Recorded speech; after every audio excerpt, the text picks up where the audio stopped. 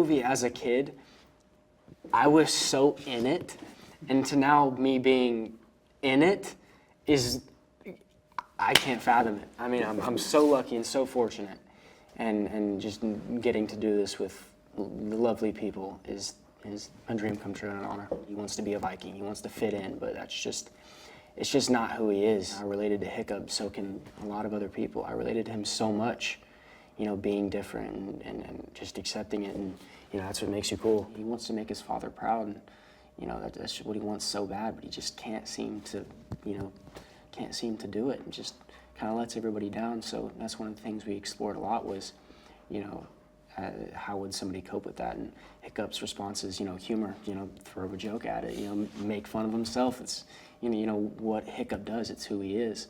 So getting to do that was a lot of fun. They have these speakers so they can talk to everybody, and they put on Test Drive, and the music started playing, and everything just changed. I mean, like the old action, the song was playing, and I was on the dragon, and that moment was so special and so magical. I mean, you're on a crazy dragon, and the mechanism, the gimbal of it is so advanced and sometimes kind of scary, but it's really cool. Yeah. I mean, nobody on the planet Earth could play Stoick except for Gerard. Throughout the shoot, we've really had this bond. A lot of the scenes he does are very intense. So watching his process going into that is so fascinating to watch, and you know, it's such an honor to work with him. Nico is such a sweet person and such an incredible actress, and I don't think I could have done it without her. And I don't even know where to begin. She just has this energy to her. You want to be around her. You want to be her friend. She's so humble, so kind, so caring, and you know, I'm glad to call her a friend. You need to see some really cool dragons do some really cool things. I mean, come on, it's a Night Fury. But no, it's just, you know, apart from the dragons and stuff, it's just, you know, it's such a heartfelt story made with so much love and passion. Everybody loves their characters and the story, everybody behind it, all the sets, everything was made with such love.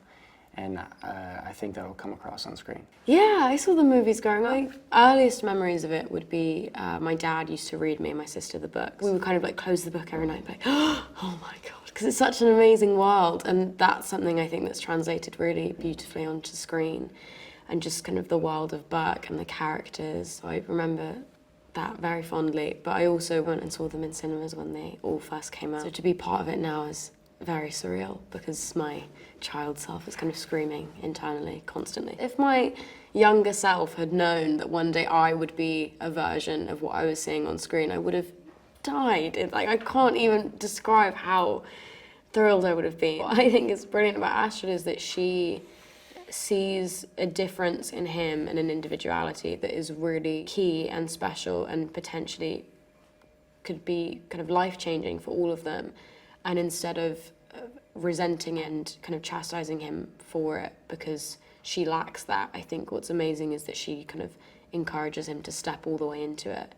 And then when he does, it's so beautiful and lovely and sweet. And I think that it's something that makes their relationship really special, is that encouragement, and that she is also kind of responsible for how much he takes ownership over what he does and how special he is. It's not that common that with a massive live action like this that you kind of get to be in the actual space, but the fact that we have seen the most kind of hyper-realistic version of Burke that we could is insane.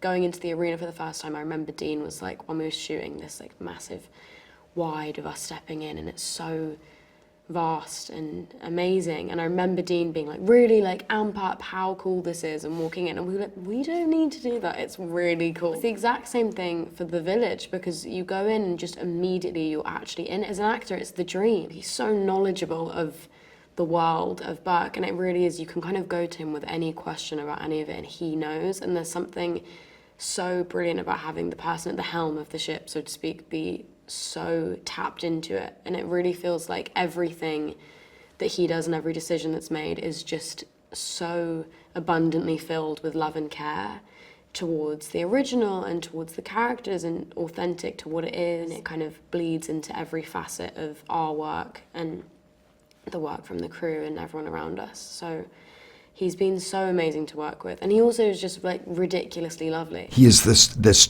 towering, physically imposing figure with such a commanding presence, and he's smart. He has a sharp wit, and he's quick to temper. But more than anything, he is about, with all that wildness, he is a man who is about the book, about upholding the traditions and the values and the customs of the tribe. He fiercely protects them and their way of life. And that's hugely important to him. He also has a son who is such a deep-seated love for his son. And that kind of tears him apart because his son is not really who he wanted him to be. Stoick just sees that he's not the kid that Stoick wants him to be. He's not following in this line of great warriors, following the forefathers, protecting the traditions, being respected, revered by the rest of the tribe. He's just not that kid. But natural, raw talent just shines through him. So I was doing these scenes going, oh, wow. I knew he was good, and I knew he had to be good to get the role, but then I'm doing these scenes like, oh, wow, this gets good.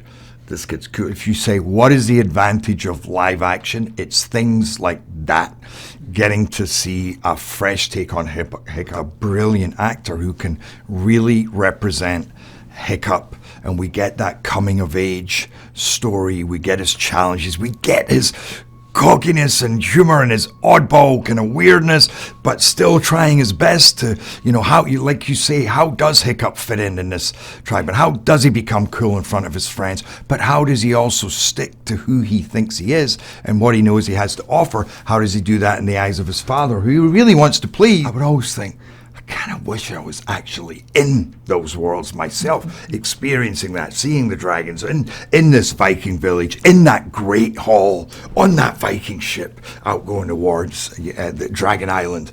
And now I had the opportunity to do that, to live and breathe Stoick, and to fight those dragons for real, and to look in the eyes of my son and experience so many emotions and feel that so truthfully, and know that that's a whole new How to Train Your Dragon that we're bringing to the world. I don't think there's been a day where I haven't walked onto a set and just gone, oh my, wow, this is amazing. It's the scale of it is incredible. With that too comes challenges for an actor in terms of there are 400 people in this training arena and they're all watching you do your dialogue. It's kind of terrifying, really. But the detail of everything is just amazing, Gobber is the town's weapons expert and blacksmith.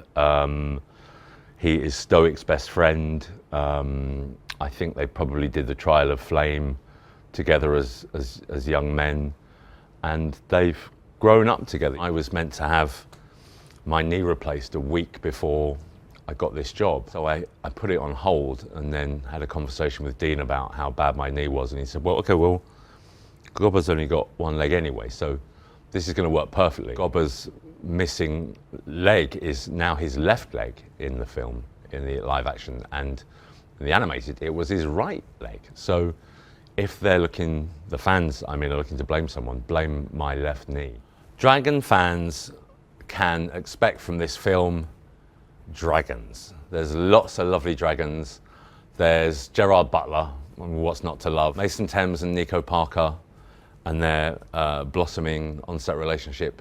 And, grumpy old 60-year-old Gobber. It's funny, and the action's going to be great, and the characters, there's a genuine warmth and affection there between them, And that's because I think we, as actors, have grown to like one another, He's head first, he's brash, he's big. He feels that he's like living in the shadow, I think, of his dad and the bigger Vikings, and he's trying to like almost outshout that and like outbrazen that and be cooler than that. Nico is a natural born Astrid. I think she's utterly brilliant.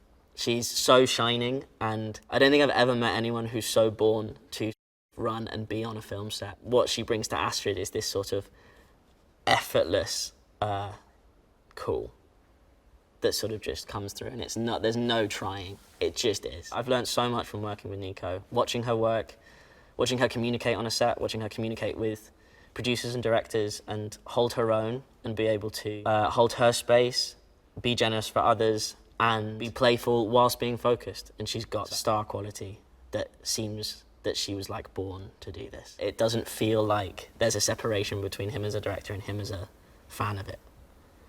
And so he's there to make it cool, almost for him. And when he's talking to you about it, or about any inch of it, about this line, or like that dragon, or like a beam, it's all part of the same world. There's no sort of spotlight on one corner of it or one moment, because Dean's got this whole world in his head. He is the heart of it. There's this like really gorgeous beating heart under the whole thing, which is Dean. And we all want to do really well for him. To be able to watch it on the big screen and see these dragons and characters that you love come to life, and being able to just be like, oh yeah, it's the same energy and it's the same vibe from the animations, just put into a world that is real, that is raw, that is chaotic, and it's just so amazing. He's a kid who loves dragons and he's obsessed with them, and it's kind of like this thing that's taken over him and his personality. And throughout the film you kind of see that he has this heart for Hiccup when others don't, and he kind of has there's this really innocence about him. And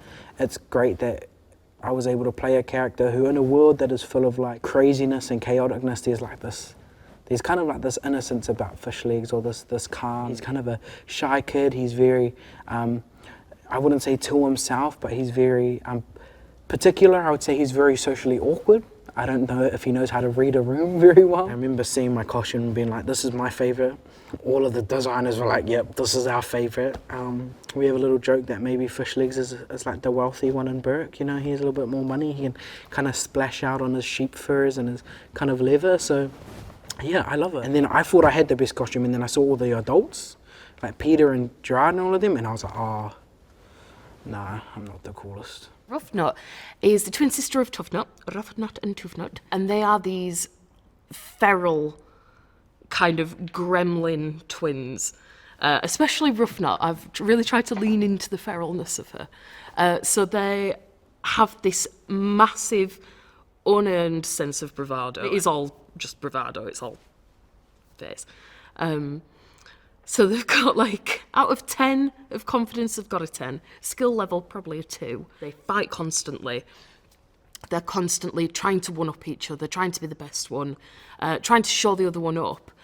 But beneath it all, they really love each other. They will risk their lives for each other and for the people that are important to them. It's that very sibling relationship of like, no one makes fun of my brother but me. So that's been really fun to play. Working with Harry has been a dream. I want to do it all day, every day. I am chaining him to my waist so that we can do every job together. You see, you dream about having a co-star like Harry, because he's not just insanely talented, he's so quick-witted. Some of the stuff he comes out with, on camera and off camera, I'll just find myself being like, okay, I just need a minute because we can't roll now because I'm crying from laughter. It's really hard to put into words just how incredible these sets are. When you see stuff, you kind of think like, oh yeah, well, it's probably on a blue screen somewhere.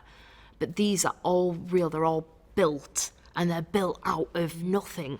Like, you tap the rock and it's hollow because they've built the rock, and they've, you know, made these stone steps in this huge building that we're in. So being in it is so otherworldly and so incredible, because it really is just like stepping into the film, stepping into this giant world. It's hard not to get a bit like goosey over it because it's really exciting and so huge and so special. Tuffnut is one of the recruits, so he's one of the teens going through the Trial of Flame, so wanting to become like kind of the top slayer. He's a twin, his twin is Ruffnut, and they basically think they're identical, even though they're clearly not.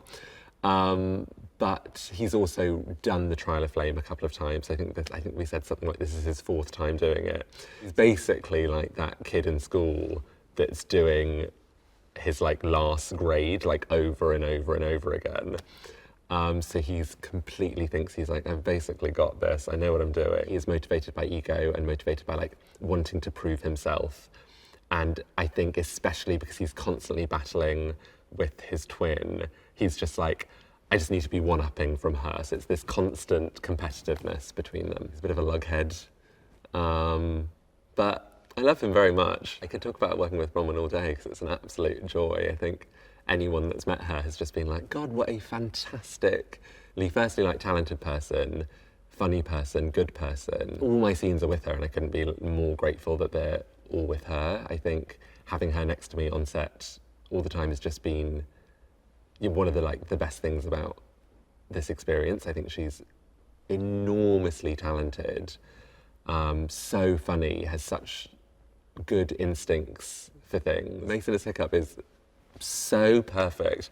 I'm so angry that someone that age can be so good. He's so talented, he's so funny, he's so brilliant as Hiccup. It's just amazing seeing him, like, say, we'll be having like a silly joke or doing something like that, the camera rolls and he's Hiccup immediately.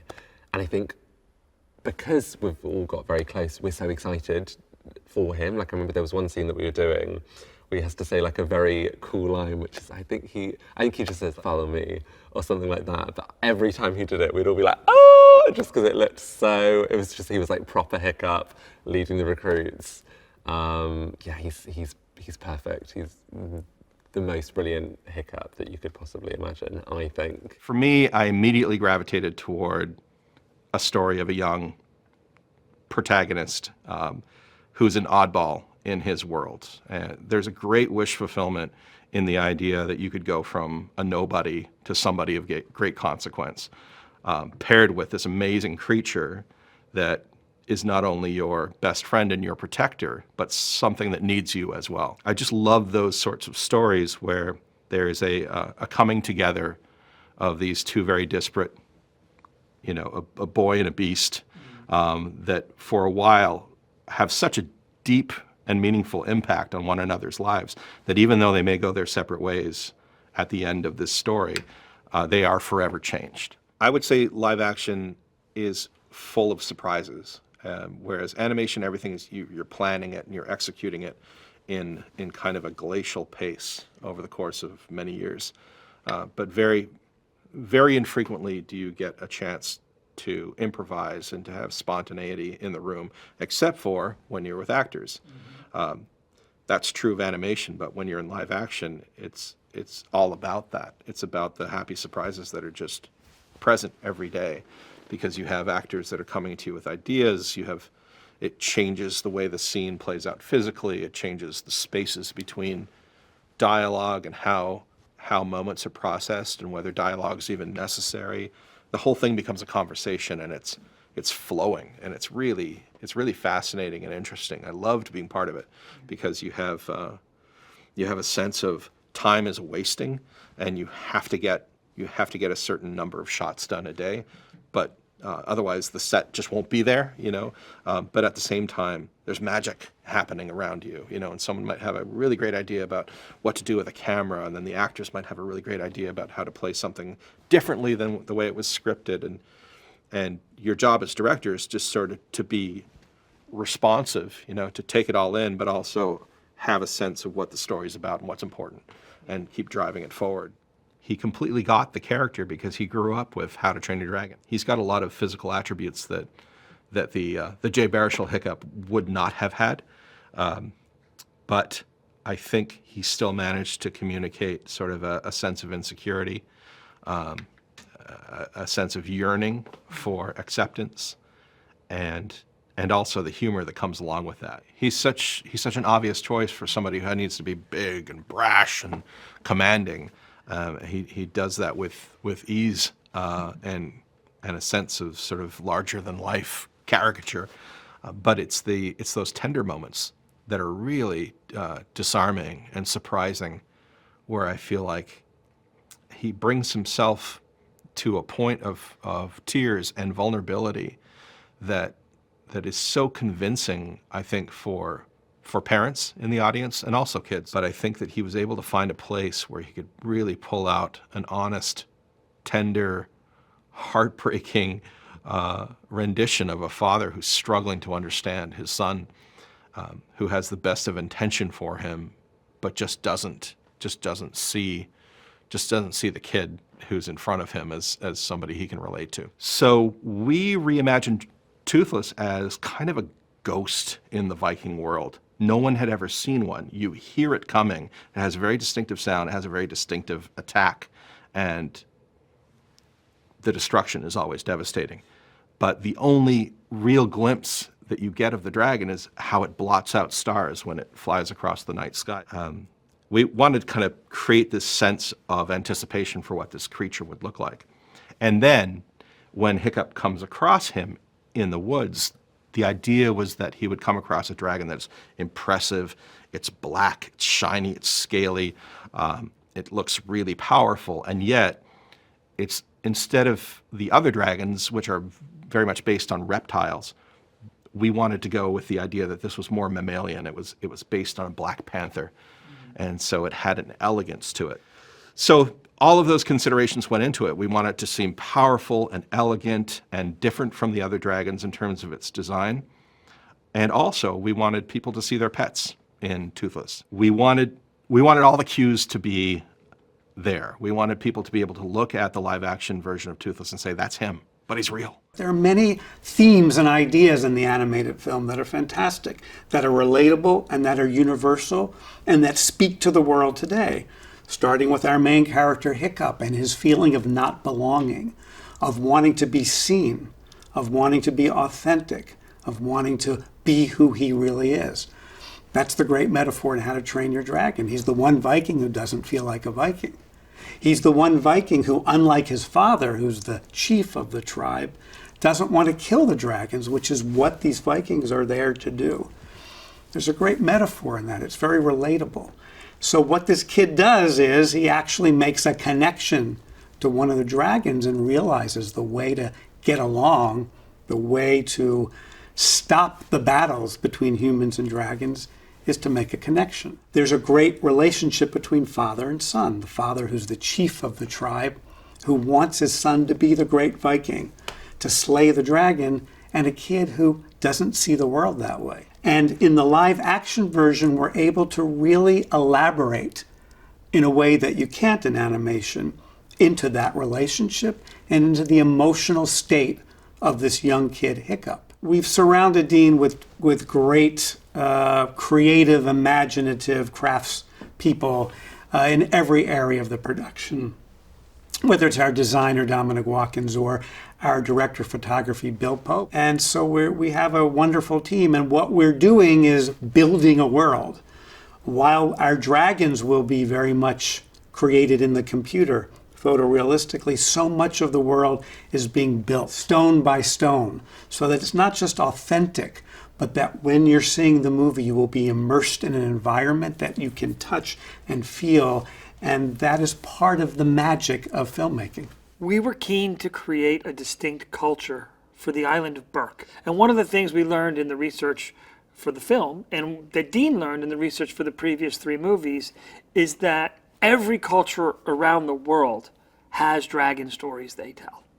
So the animated movie tells the story about one group of Vikings trying to root out one nest near them. What we've expanded it to say is, this island of Berk is near a dragon's nest. And the Vikings traveled all over the world to find brave warriors from everywhere and bring them back to Berk because they know it's near a nest. And if they can find a nest and stop and figure out the mystery of these dragons, maybe they can save the world. And that global approach speaks to Viking culture. Toothless is the most exciting pet you can have, and also the world's fastest motorcycle. It's a really special creature and a really special relationship that forms. And you don't ride a motorcycle, you drive a motorcycle. And we thought a lot about, but a motorcycle's not alive. So we really don't think that you just sit on the back of these beasts and go. We think of Hiccup and Toothless as co-pilots. So we want to put the audience experientially in Hiccup's seat as he pilots or co-pilots Toothless. And we're pushing ourselves to do flying in a way that hasn't really been seen before. This is a big, immersive movie. you will sit on the back of a dragon and fly through the canyons. We've visited some of the most iconic places on Earth. You know, you watch those David Attenborough documentaries. We went there. We went to the Faroe Islands. I went to a town of 14 people.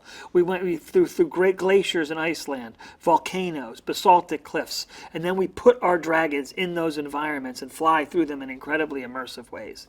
If you felt like you wanted to know more about the island of Berk, you wanted to reach out and touch the walls and the carvings and the Book of Dragons, it's all here for you.